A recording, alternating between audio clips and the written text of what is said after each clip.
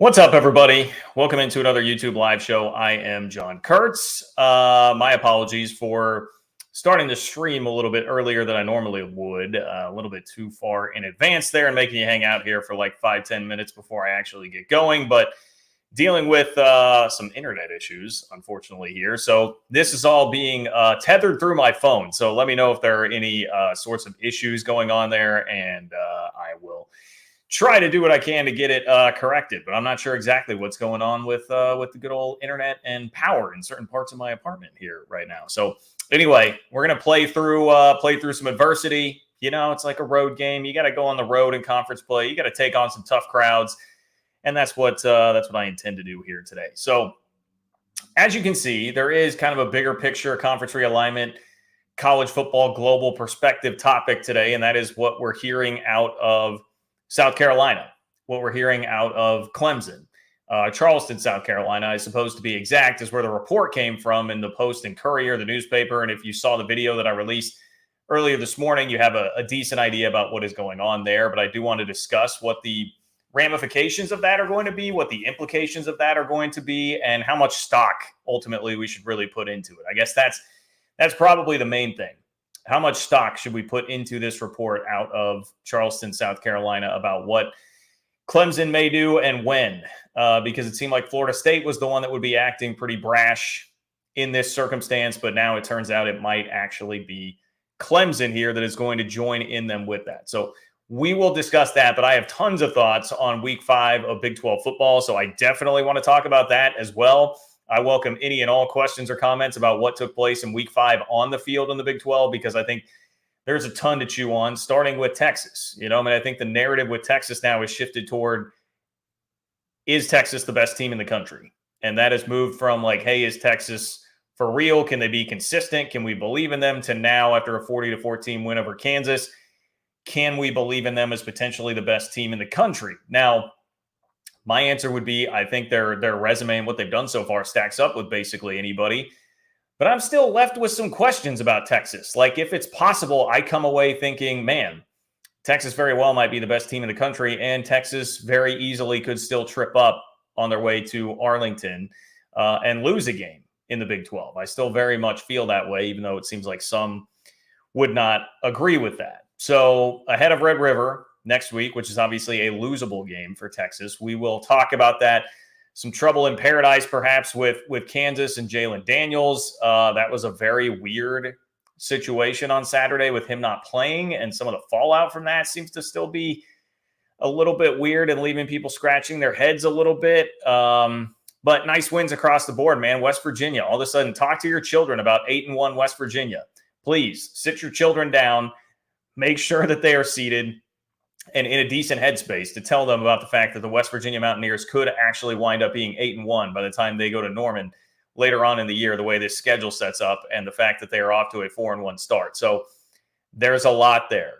I'm here to discuss it all. We can talk some Red River with that coming up next week. You guys know, though, if you have been here before, the way to get involved, the way to make your voice heard, control the content on the show tonight, and support the work that I'm doing to bring you Big 12 content on a week in, week out basis here on this channel, is to make a donation. Click the $ below the chat box and attach a donation to your chat. It will make it a super chat, pins it in a separate column for me, and ensures that it makes it onto the show tonight. We've got already upwards of 150 people in the chat right now, so I will not be able to see everything that's happening in the chat. The one way to make sure that you get on is to go ahead and make it a super chat by clicking the $ below the chat box. And that will get you going there. Plus, a way to support the work I'm doing to bring you this Big 12 content. Couldn't do it without all of your support, and I really appreciate it. And if you want to give me a free version of support, all you have to do is like the video. Very easy. Like the video. Make sure you are subscribed. If you have not subscribed yet, I'm live on Wednesdays and Sundays. Live shows are great, but totally free. One click. Liking the video really helps me out a lot. And leave a comment in the comment section of the video during or after, and whether you love me or hate me. Any feedback is much appreciated, because it all helps with that YouTube algorithm. And if you're catching up after the fact, if you're watching this not live, John-Kurtz-4 on Venmo if you would like to support the channel that way as well. That is another easy way to do it. I think that is all the housekeeping. So let's dive right in, shall we? really the headline on this story from the Post and Courier in Charleston, South Carolina is Clemson could be leaving, quote, sooner than later. That was from an unnamed Clemson senior administrator that is quoted in this piece, in this article. Now, I have seen this get a decent amount of run, I suppose, on like college football kind of realignment Twitter, if you want to frame it that way. But there has certainly not been much mainstream coverage of it. And even among like the realignment heads on Twitter, it has not generated quite as much discussion as I thought maybe it would have by this point in time. My hypothesis on that, my theory on that would be that perhaps it is because there is just so much going on with the actual season here right now that we're just too distracted, right? Not only we have college football, we've got the NFL. There's so much football happening right now that perhaps if it were June and we were all just jonesing for something, waiting for something, this would have dominated the news cycle quite a bit more. I understand why, and John Wilner is actually going to make a pretty good case against maybe buying into this too much later on. I understand why more mainstream media outlets would be hesitant to pick up on it. Not that the Post and Courier is not a mainstream outlet, but it is an article with somebody just quoting one source here. So I understand some skepticism from some people. Anyway, the article begins by discussing Clemson's season, which has obviously been a little bit disappointing, and says Clemson fans likely won't have to wait long to soothe the sting of a relatively disappointing season. With big picture perspective, school administrators indicate an announcement about a Clemson bolt from its growing financial disadvantage in the ACC is coming soon, probably along with Florida State and North Carolina, and perhaps another ACC school or more, even as University of South Carolina officials try to block Clemson from the SEC, which is another part that I really love about this story. These are the funny stories in realignment, like schools thinking that they will legitimately have a major impact here if they really, there are very few schools, I would imagine, that would actually have the weight to throw around to block anybody from joining a conference. If the conference wants it and if the TV networks want it, Texas A&M, I'm sorry, you're not standing in the way of Texas getting in the SEC. And here at South Carolina, I'm sorry, you would not be standing in the way of Clemson getting into the SEC. You do not control the boardroom nearly enough for that. So how soon could this happen, though? And this is where it really starts to get interesting. It says sooner than later. Sooner than later, a Clemson senior administrator said last week when asked about a timetable. Sometime in 2023, stay very tuned, the administrator said. Stay very tuned for a 2023 departure. I mean, folks, it is October 1. We just turned the calendar to October. It is October 1st. October 1st. So that would give us 3 months here. That means a Clemson escape plan could be in the works within the next 3 months. I mean, that was the jarring piece to me. I thought, well, hey, at least we start thinking about the offseason. You know, what happens once the calendar rolls into 2024 and we're in the football offseason? Then maybe the wheels start to get in motion with some of this stuff. No, 2023, potentially, according to a senior admin at Clemson. It's possible this is about pressuring the ACC into more incentive-based action, that according to the article, but it's certain Clemson officials believe the ACC's grant of rights agreement that theoretically ties member schools to the conference through 2036 can be negotiated. Or as another Clemson official said, quote, there is strength in numbers if we're not the only departing school doing the negotiating. Which, yeah, sure, it would be better if you have strength in numbers here. But I have to hypothesize that a part of this with Clemson maybe is tied to how their season has gone. Let me say that because it seems clear to me, maybe we would get a Clemson fan to disagree in here. I believe we've had a Clemson fan that's been hanging out in the chat sometimes. I mean, it seems pretty clear that Dabo's lost his grip on being at the elite of college football, right? Like they're not at the mountaintop anymore. They're not in that group of Ohio State, Michigan now probably belongs in there. Ohio State, Michigan, Bama, LSU. The teams that legitimately compete for Georgia for a national championship every single year. They've fallen from that. Like still a good program, but they've fallen from that. And can Dabo adapt and become more into the portal and, you know, perhaps get his program back up to speed? Maybe. They certainly are starting from a nice place there. But if there is legitimate concern about that not being able to be recovered here, well, this would be the time to jump. You're never going to have more leverage and a bigger brand and just more control of said boardroom to be able to throw around here than you would right now. And if you're fearful that this is going to really start to slip over the next couple of years, strike while the iron's hot, and you still have some residual brand value from what you've been over the last 5 to 10 years under Dabo. I truly wonder if that has to play a role here for Clemson. Plus, combined with that, I mean, we know that they're obviously worried about the money. So if the money is a part of this too, you're thinking, hey, we just need to do this as soon as possible so that we can get more money to up whatever efforts we're trying to put together and be able to do more with that and remain competitive and climb our way back up to the elite tippy top that we were at there.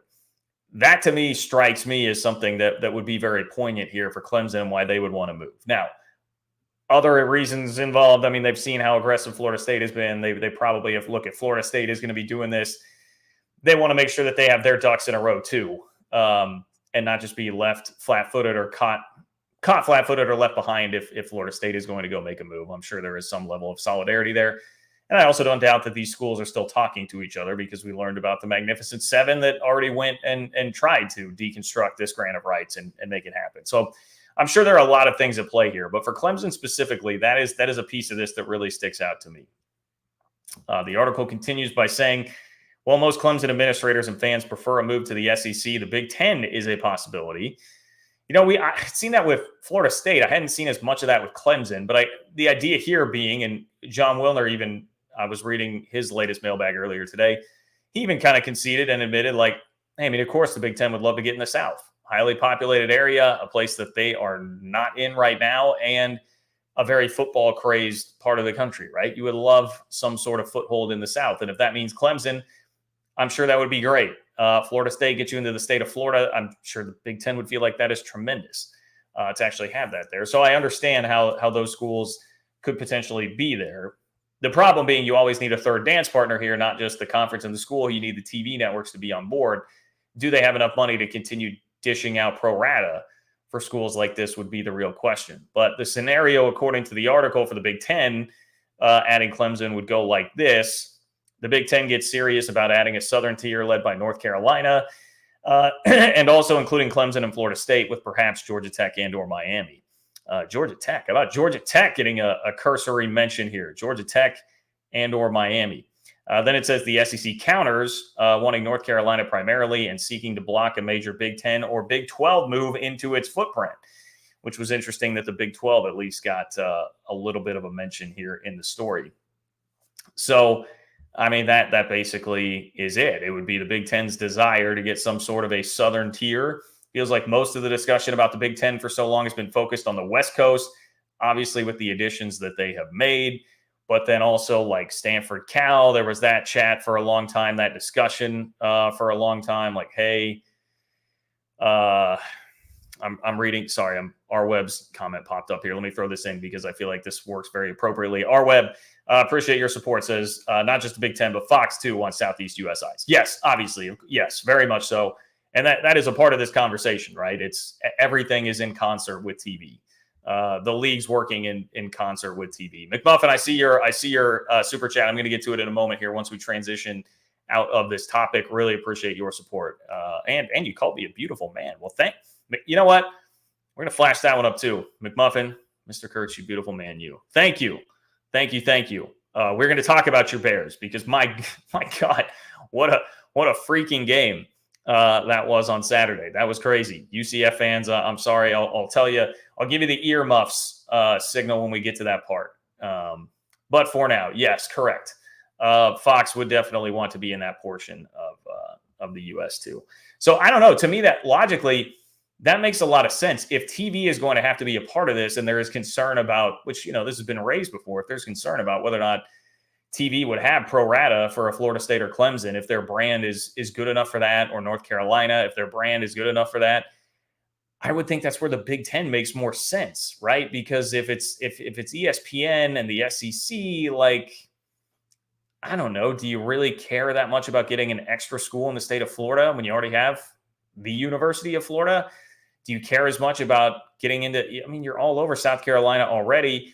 I don't know how much Clemson is necessarily adding there. It seems to make more sense to me that Fox would be more willing and open to it. Just with that, I don't know about Fox's pocketbooks and how they're doing financially and all those sorts of things, but logically, I can get there quicker than I could with the other side of it, which would be the SEC, which makes more sense from like a cultural perspective here. But The Big Ten has been aggressive. The Big Ten has been the one trying to really conquer the board lately.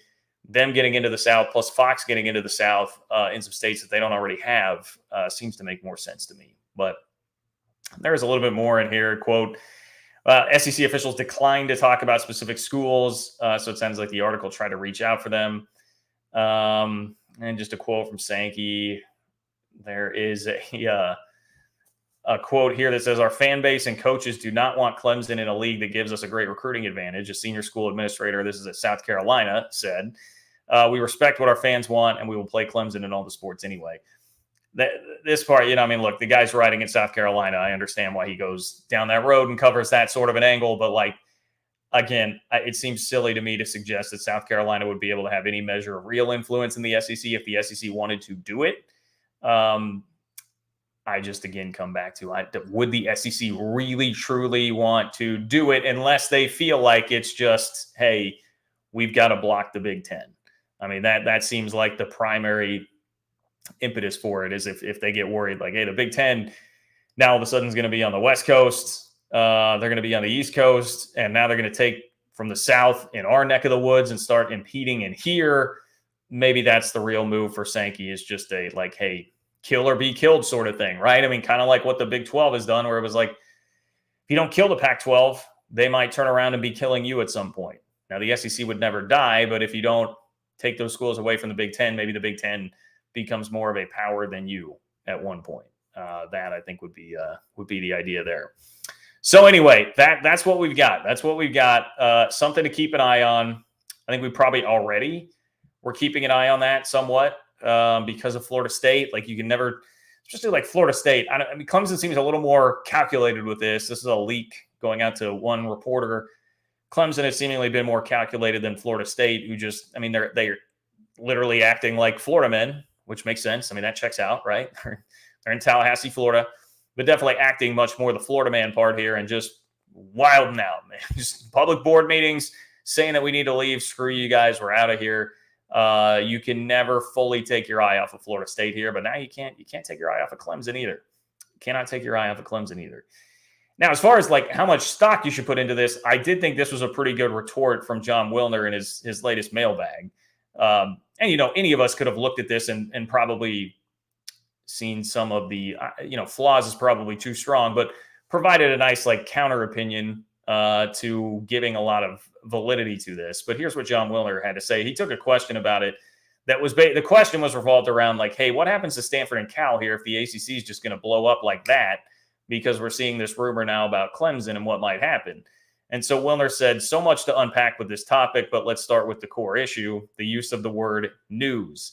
The hotline is aware of the noise on social media, but we have yet to read or hear anything that resembles hard news about the imminent breakup of the ACC, which, like, fair and unfair. I would frame this two different ways. Like, one, I would say it's more than just noise on social media when it is coming through a legitimate news outlet and it is citing a senior administrator at Clemson.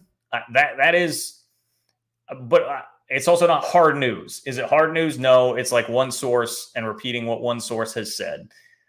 So to me, it's in a gray area. It's kind of in between, but I would say that it is more than just social media noise here. I think this is more than just Twitter rumors going around. But Wilner says it will happen eventually, but the time frame is more likely years than months or weeks. Next, we need to define what constitutes a breakup. Is that 2 or 3 schools leaving or the majority, and where would they land? That was Florida State's central problem during its summertime saber rattling. The Seminoles had nowhere to go. In realignment, it doesn't take 2 to tango, it takes 3. The school seeking a home, a conference willing to expand, a media partner willing to fund the expansion. Unless there is full alignment of all 3 entities, realignment is impossible. Lastly, there is the momentous issue of the ACC's grant of rights. Perhaps attorneys representing Clemson and Florida State have found a way out. We heard rumors months ago that a group of ACC schools were attempting to break the grant of rights. It never happened. Has something changed? We'll believe it when we see it. I think that's a perfectly fair attitude to have about it. Those are all legitimate hurdles, legitimate roadblocks here.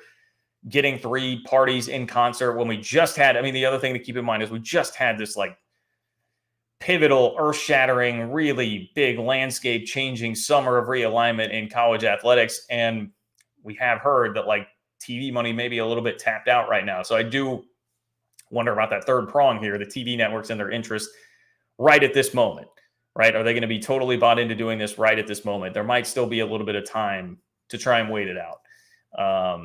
So I'm kind of, again, I feel like just I said, this is between hard news and social media rumor. I'm kind of between, hey, I think this is imminently happening, and where John Wilner is at, where he still thinks it's going to be years. I would frame it like this, to use the weather analogy. Like, hey, I grew up in the Midwest. I grew up in the state of Kansas. No stranger to thunderstorm warnings, thunderstorm watches, tornado warnings, tornado watches. This to me kind of puts back on the radar like thunderstorm watch. All right. If it's a warning, like it's coming, National Weather Service, like they know that it's coming. You got to be prepared. It's here. If it's just a watch, it's like conditions are ripe for this to happen. Might not. You never know, but just have it on your radar. To me, this is realignment watch. We are in kind of realignment watch right now with what we're hearing about Clemson and what we just know to be the case about Florida State in general, and how they operate and where their head is at right now. So putting that out there for all of you. I know we've got plenty of realignment heads around here, and that's why many of you are subscribed to the channel. So if you want to talk more about it, you are certainly free to. But make sure that you click the $ below that chat box to attach a donation to your chat, make it a super chat. And that is how you will get on the show tonight, control the content, make your voice and your opinion heard, and support the work that I'm doing to bring you Big 12 content and conference realignment content on a week in, week out basis here on the channel. If you could like the video, I would appreciate that as well. Totally free way to support me and the work that I'm doing here on this channel. And leave a comment in the comment section, either during or after, agree or disagree. All of that is great. I would much, much, much appreciate it. And it's John-Kurtz-4 on Venmo if you'd like to support the channel there, if you are picking up on this after the fact. I'm just realizing I didn't even put, you know what? I'm going to put the banner up there for a couple seconds as my camera does its 20-minute clean here. I'm going to put the banner up for like 10 seconds here just to prove that I had it. I went through and actually made the banners this time. I didn't even use it. Okay. Let's get to super chats here. We already got to our web. His comment was right on the nose. Let's go ahead and say McMuffin. McMuffin, you are up. McMuffin, thank you for being here. Thank you for your lovely compliment of me earlier. McMuffin says, first FBS win since November 12th against Oklahoma and largest comeback in school history. Joy for the first time in a year. We still stink, though. Oh, man, McMuffin, I was really vibing with that for a while. Like, hey, yes, let's celebrate Baylor. Let's celebrate an incredible comeback win for Baylor. And you came back, we still stink, though. Hey, it's a nice place to start. That is a hell of a building block, and that is the type of win that could send your season distinctly in a different direction. And the same, by the way, could be said for UCF, and that is where I have some real concerns about UCF now and where their psyche is going to be. UCF has been outscored 40-0 in the fourth quarter outside of one garbage time touchdown at the very end of the K-State game where they had to take a timeout with a second left to get it in. I saw that pointed out by UCF folks. I think it was my guy Sean on UCF Twitter who pointed that out. 40-0. They've been outscored basically in non-garbage time in the fourth quarter each of the last 2 weeks, have just kind of run out of steam. And I think against Baylor, they had shut it down and then were shell-shocked when Baylor got back into the game. And once you kind of turn that switch off, it's really hard to flip it back on. But now a team playing with a backup quarterback who I think he can do some things, but he also will make some terrible plays. And we saw that with a really bad interception at a crucial point in the game where UCF, it was teetering on. They just needed like one more score, field goal or whatever, to really have Baylor completely demoralized and out of it. He throws a bad interception, just trying to do too much. You get some of that with him. I've seen enough of him in 2 weeks now to realize that. But you're riding the backup quarterback. Maybe John Rice Plumlee comes back next week. Gus Malzahn did say he was cleared on Friday. But you're going to Kansas, and there's some weird stuff happening at Kansas with the Jalen Daniels situation. Who knows what exactly you're going to get with Kansas's offense on Saturday in Lawrence. But, my initial read on that is that's going to be a tough game. That'll be a tough putt to go win in Lawrence. Ask BYU about that, who I think is a pretty solid team. And they were not able to get it done, and Kansas covered against them. So feels to me like a tall task, and UCF season could get out of hand in a hurry here because of something like that happening. So roundabout way to get back to my point, McMuffin, very much could happen the same way in the opposite direction for Baylor. Now they have reason to believe, right? Blake Shapen is back at quarterback. And while it was a rocky start, every time I watch Blake Shapen, I'm like, that guy plays his you-know-what off, man. I mean, he is not afraid to put his body on the line, which is probably part of why he always seems to be hurt, but he's not afraid to put his body on the line and rally the troops, and just did a phenomenal job in the second half of that game. I was very, very impressed with that. So look, it starts with one. The season was about to, the light switch was about to be just totally flipped off on that season. Had that continued to go down the road of 35-7, that I feel like that probably would have been it, right? I mean, it would be hard to get a bunch of fight out of your squad the rest of the year. I think that could be a really galvanizing sort of win for Baylor the rest of the year. So ton of praise to Baylor for getting that done.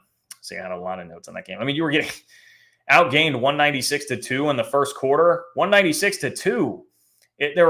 I felt like I missed all the action in this game. I had to go back and watch it because I had it recorded.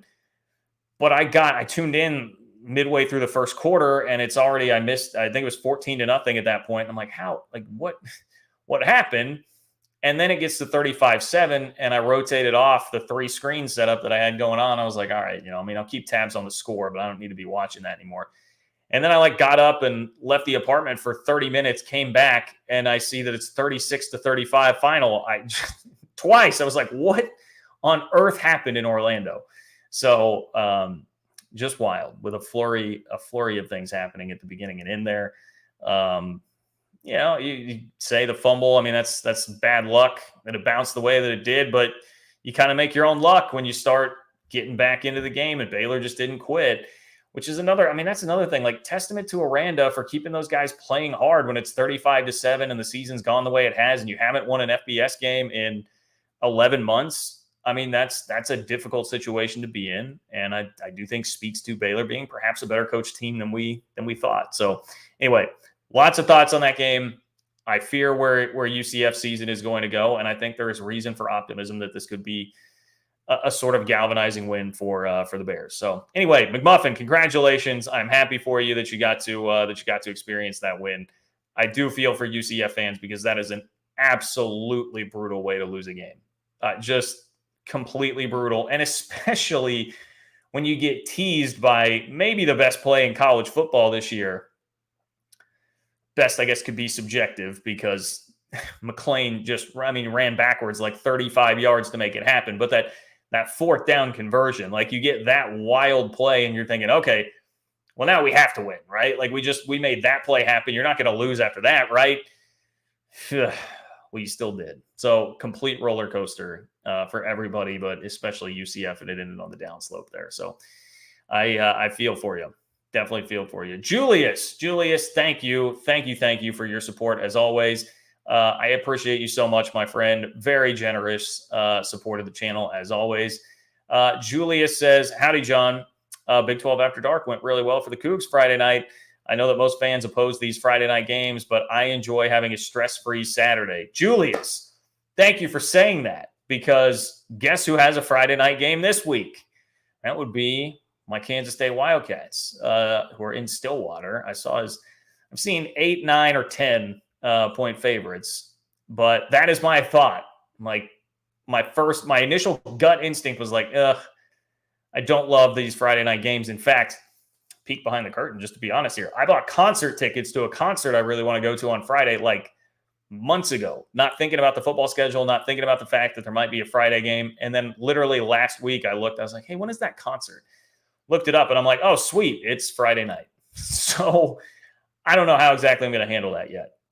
So that part is annoying, but to be able to have a stress-free Saturday, I'm very much here for that. If K-State can win, take care of business, and then I get a stress-free Saturday to watch games, that is tremendous.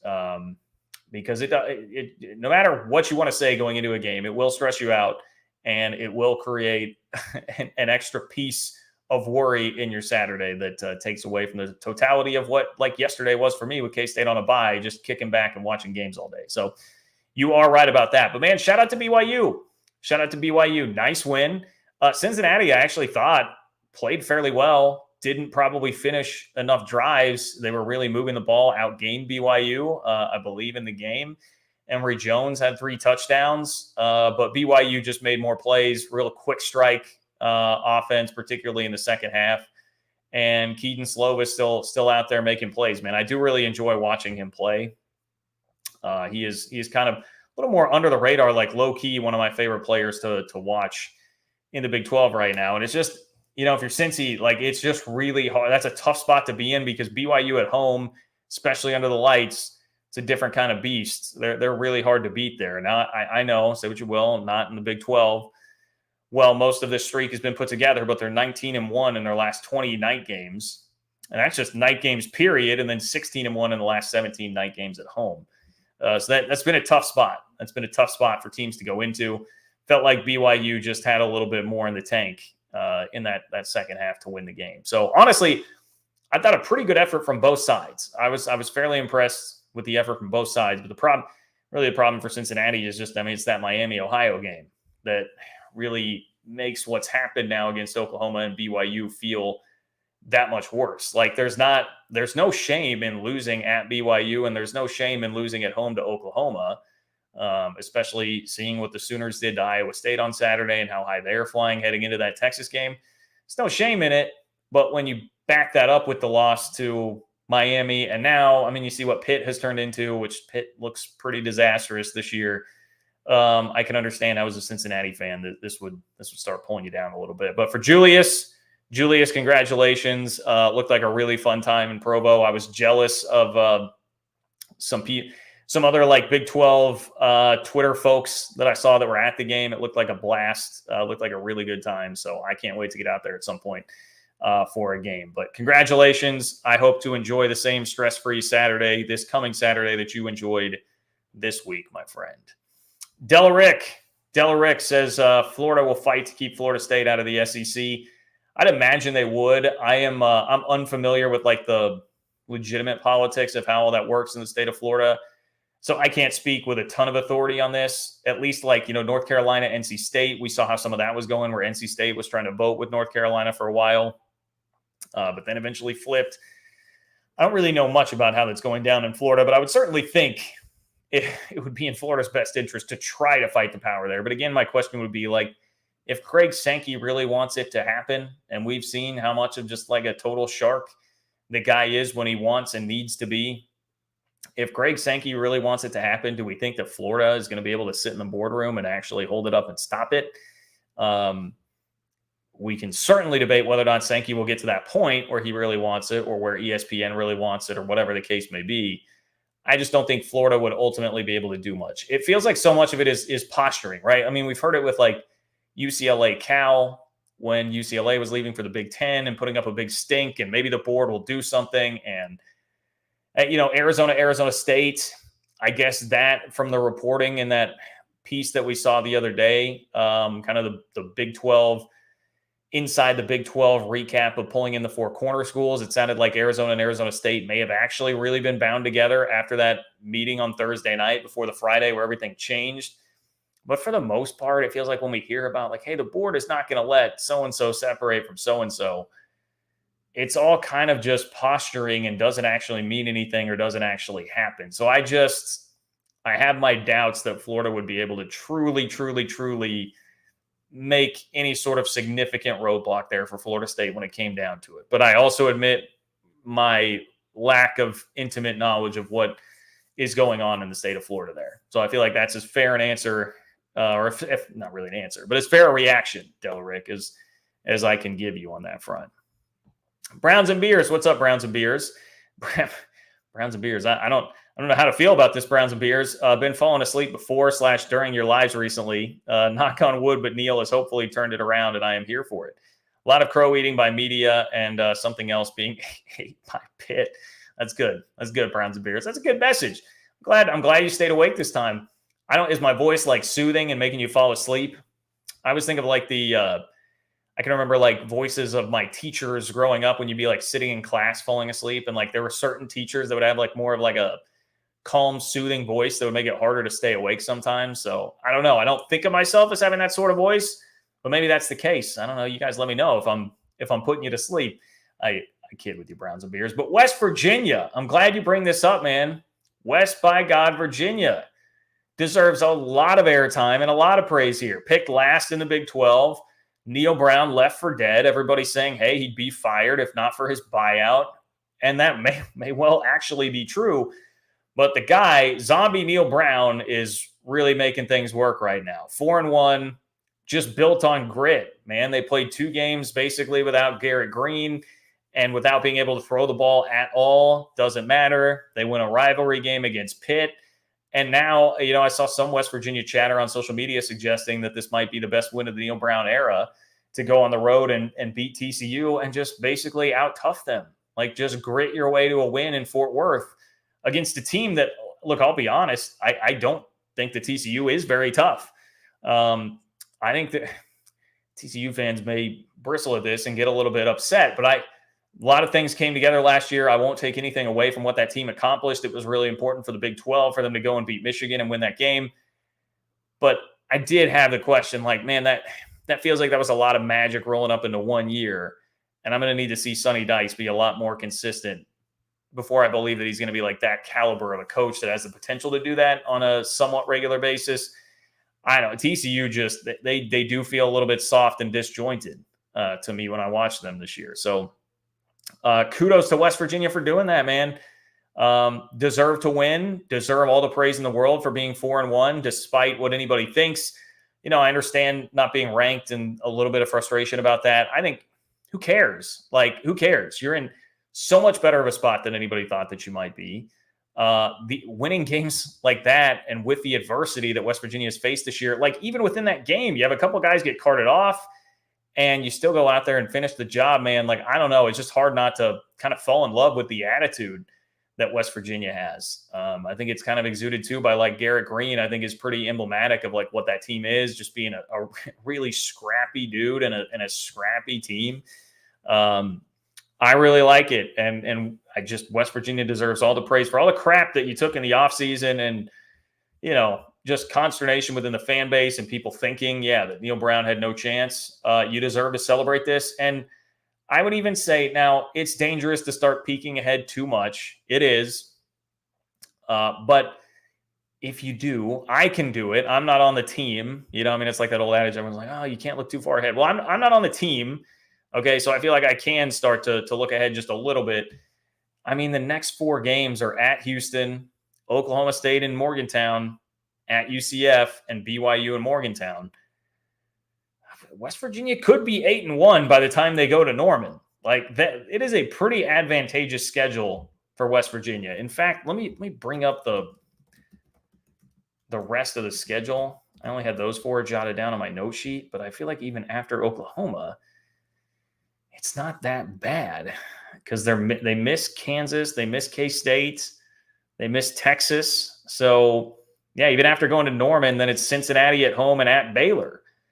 I mean, this could very well be an 8-4, 9-3 kind of West Virginia team. Like, I don't think it's unfair to suggest that when they've started 4-1 and did it basically playing 2 full games without the starting quarterback. And these teams are like, anybody believing in Houston right now? Anybody believing in Houston to out-tough West Virginia? Houston, a team that's completely fallen apart in the second half of their first 2 Big 12 games. Like, Dana Holgorsen said literally that in the post-game press conference, said that they've just run out of gas and run out of steam in the second half, two games in a row, 28 in the first half, just a blitzkrieg on Texas Tech, and then they don't score in the second half. I'll take West Virginia all day.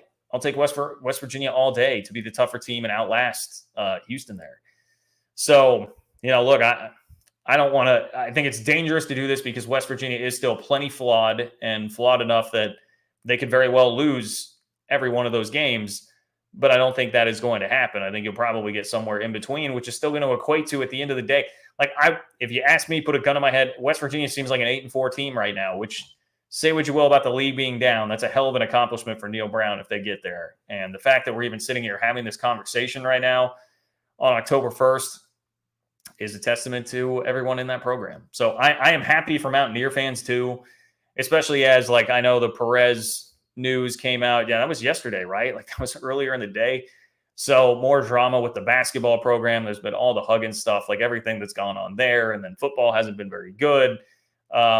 not exactly the glory days for West Virginia fans right now. I feel good for that fan base, being able to have this and encompassed in that a win over Pitt, your rival, like just fun start to the season for West Virginia, man. Fun start to the season. I really, really enjoyed that. And TCU, like again, I would just go back to soft and disorganized is kind of how I feel when I watch them. Chandler Morris is okay. I just don't think he's really it. I'm just stunned that Sonny Dykes had him pegged as the starter last year over Max Duggan. I don't know. They just leave a lot to be desired for me. I don't, their fans are out there booing while somebody's getting carted off, put in like an air cast. There's so much that's off-putting to me about TCU. They hired Kendall Briles, and like, okay, we can have the debate over the morality of that sort of a move, but you do it and you take the heat for it because you think the guy is going to be a great coordinator. And I mean, that offense it's okay, but still seems pretty blah to me. Like Kendall Briles is underperforming there. And this great transfer haul, a lot of talent. They've kind of become like a Bama minor league program with the Bama guys that they were taking. And it's not working. It's not fully working right now. It's a rough loss. It's a rough loss for TCU. Let me see what TCU has coming up.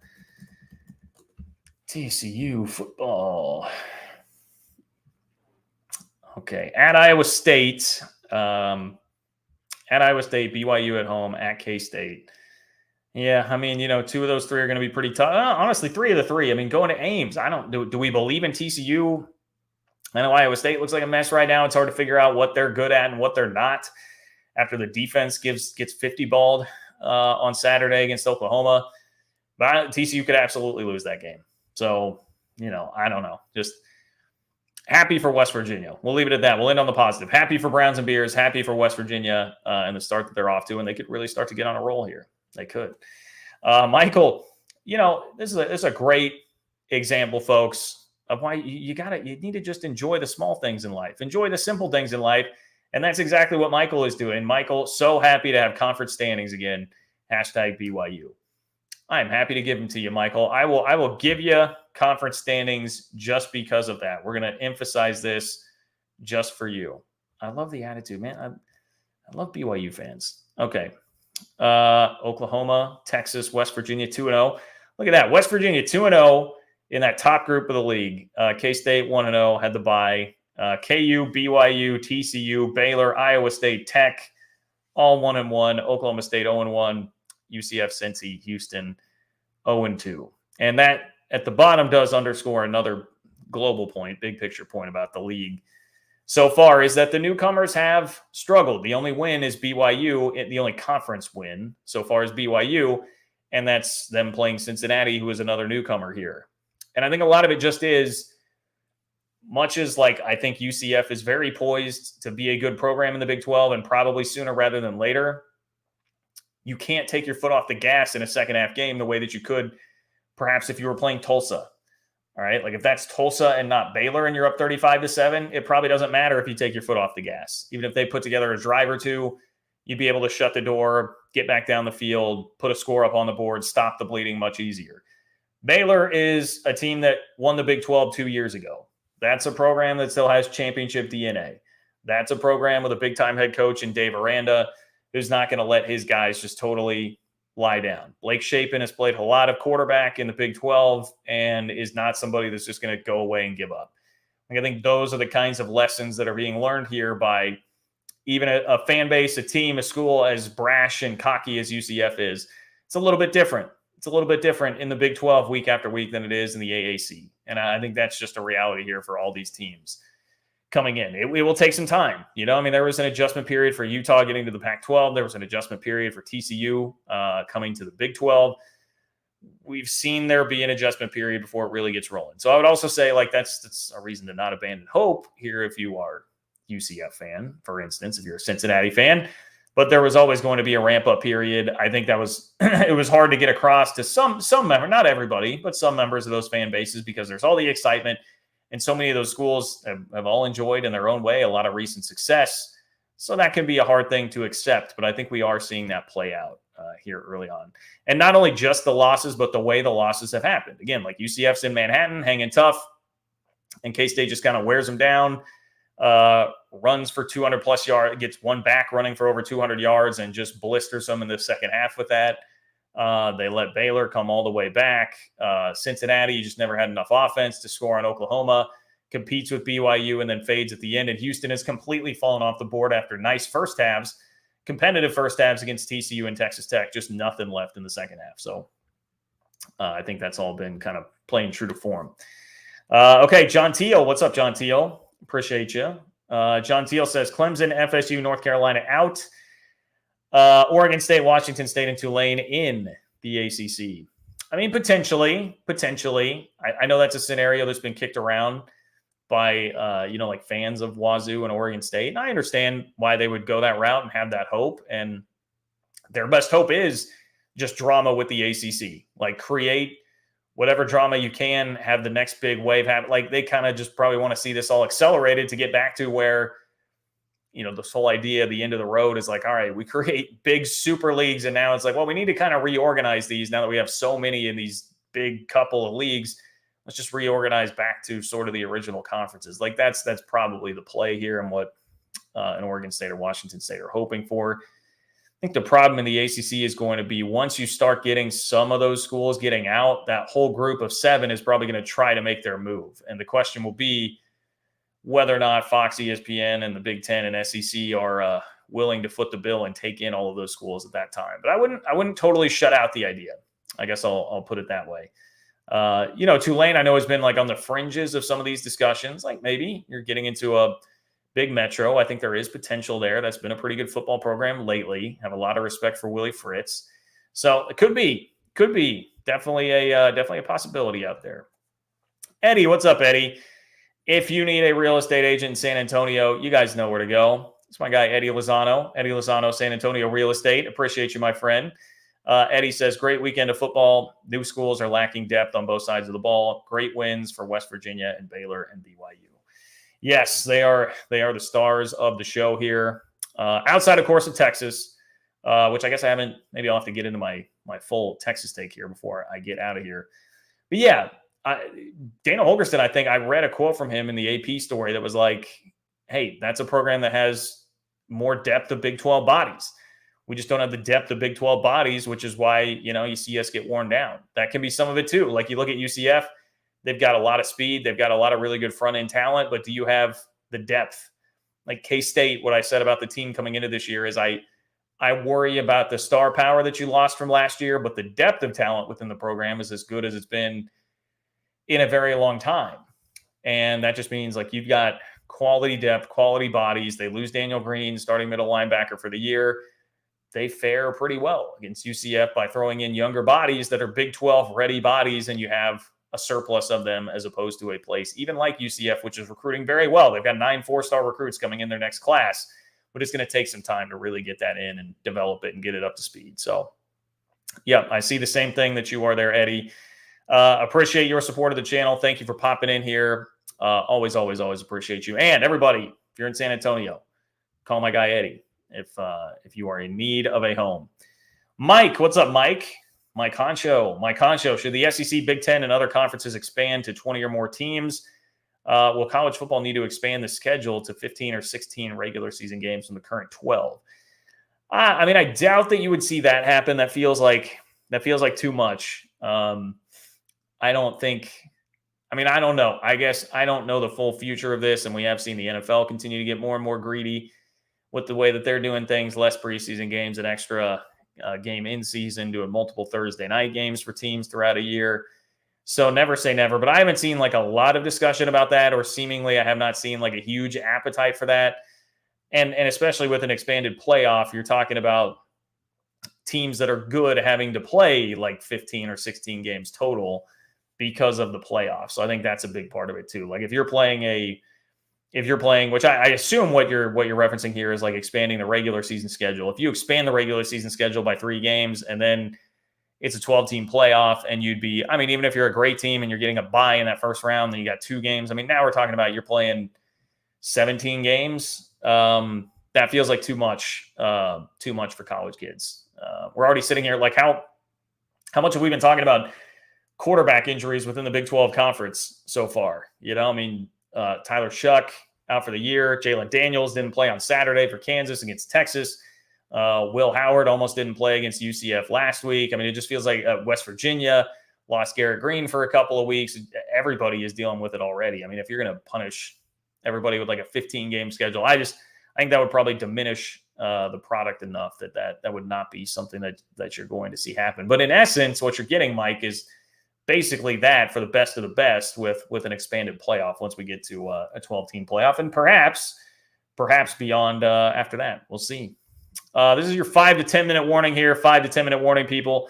I am going to get into my Texas-Kansas take, really just Texas overall take here in just a moment. But if you have something for me, now is the time. Get those buzzer beaters in. Click the $ below the chat box where it says say something.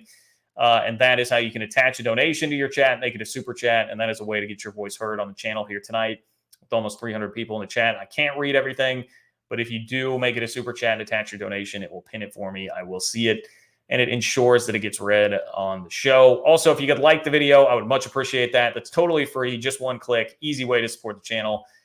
Couldn't do it without all of you guys' support, whether it's the likes or the super chats or anything in between. I appreciate all of you guys who do support the channel. John-Kurtz-4 on Venmo as well if you want to support that way if you're not catching this live. Okay, so Texas beats Kansas 40-14. They outgained Kansas almost 3-1, 661 to 260. KU was 0 of 10 on 3rd and 4th down. Texas basically just left a bunch of points on the board in the first half. Weren't finishing drives very well at all. They didn't punt in the first half, but they were only up 13-7. They let Kansas hang around for basically 3 quarters. And then, it was very, very similar to the Wyoming game, where it was like Wyoming was hanging around for 3 quarters. And then the 4th quarter, just a barrage of Texas. And that's basically what happened to Kansas here. The term crock-potting has become popular now. Shout out to my guys at the Solid Verbal, who I've heard using that for years. And then I saw Parker, Stats of War, using it as well. And that's kind of what happens. You get put in a crock pot and you just slowly get cooked to death. It's not like a flash fry going to hit you right off the bat. No, it's just like slowly but surely we'll overwhelm you with everything that we have. And it looks like a blowout at the end, even if it was a pretty competitive game for a while. But make no mistake, Texas really did dominate the game. Like, I know Kansas fans will lament the loss of Jalen Daniels, and it would have been a closer game, I think, if Jalen Daniels had played. Like, early on when Texas was busy screwing around and not finishing drives, that could have been a 7 to 10 point Kansas lead instead of a 6-point Kansas deficit at halftime, for instance. But Texas just had too much, and they were running all over the Kansas defense. Jonathan Brooks had 217 yards. And Texas is really good. They're really good. And this is the conundrum that I have with Texas is I come away from that game thinking both, yes, the discourse about whether or not they're the number 1 team in the country is totally fair. I think it's completely fair. The win at Alabama combined with just blasting a top 25 team in Kansas like that puts their resume up against almost anybody. I watched a good chunk of Georgia-Auburn yesterday. They made plays in the clutch, and Brock Bowers is a freak, but that Auburn team had been pretty bad. Like, Cal almost beat that Auburn team.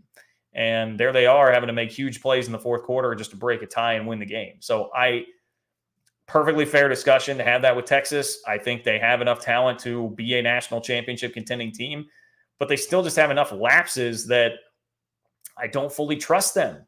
The way that they were playing for 3 quarters in that game against Kansas, I'm just like, you keep doing this. Like, you did it against Wyoming, you did it against Kansas. This is the fear. And this is kind of what Texas always fights is being consistent in these Big 12 games enough. Now they clearly have more talent and are able to overcome that better than they used to. And the league is a little bit down this year. But I still feel like the potential is very much out there for them to drop a game because they're not going to finish. And they're going to get caught too flat-footed when they're screwing around for 3 quarters. I actually have a more difficult time seeing it play out on Saturday against Oklahoma because I think they'll be dialed in and locked in and ready just like they were for Alabama. It's going to be more like, K-State down the road. I guess a part of the problem is like, well, who else? Because because Kansas is now out of the way. Texas Tech, maybe they can round back into form. I do feel like Tech may be developing a different sort of identity here with a little more Taj Brooks in the backs, with Baron Morton at quarterback and no Tyler Shuck. Defense had a nice half against Houston. Maybe, teams are capable. I was thinking midway through that game on Saturday before I'd watched TCU play, all right, TCU seems to be putting some pieces together. Maybe that's another team that could trip them up or get it. But I don't, now at this point, it is harder to see it based on who is left on the schedule. But I think they screw around enough that they still have the potential to get beat along the way. May not ultimately matter really either. That's another piece of this discussion, because I know I got some pushback for saying that. The Texas absolutely could still lose a game the rest of the way. Obviously, wouldn't really matter if they just lose one game. They'll still be in Arlington.